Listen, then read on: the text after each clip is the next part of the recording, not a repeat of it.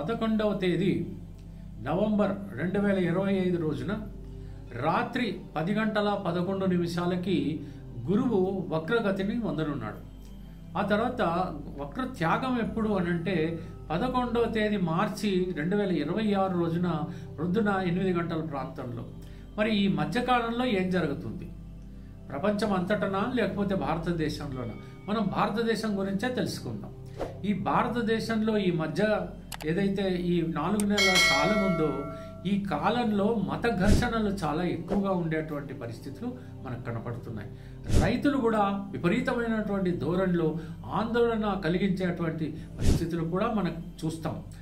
ఇదివరలో మనం పంజాబ్లో చూసాం కదా, వాళ్ళు ఎలాగా ఢిల్లీ దాకా వచ్చేసి ఎంత ఆందోళన చేశారో అలాంటి పరిస్థితులు మళ్ళీ మనం చూస్తాం. ఇకపోతే యువకుల మధ్యన చాలా అసహనం అనేటువంటిది పెట్టేకి వాళ్ళు కూడా విధ్వంసానికి కారణం కావచ్చు. మరి ఇతరత్ర మతాల మధ్యన కులాల మధ్యన ఘర్షణలు జరిగేటువంటి అవకాశం, మరి రకరకాలైనటువంటి విద్వేషాలు పెరిగి ఒక రకమైన ఆందోళన స్థితి అనేటువంటిది ఏర్పడేటువంటి పరిస్థితి కనపడుతుంది. మా వాద వివాదాలే కాకుండా హింసాకాండ కూడా పెట్టరేగిపోవచ్చు. ఇకపోతే మళ్ళీ గనక తీసుకున్నట్టయితే రాజకీయ అల్లకల్లోలం కూడా మనకు కనపడుతుంది. ఇందులో ముఖ్యంగా ఏంటనంటే ప్రభుత్వాన్ని, అంటే సెంట్రల్ గవర్నమెంట్ కేంద్ర ప్రభుత్వాన్ని ఎట్లా కూలదొయ్యాలా అనేటువంటి పరిస్థితులు తప్పకుండా ఏర్పడతాయి.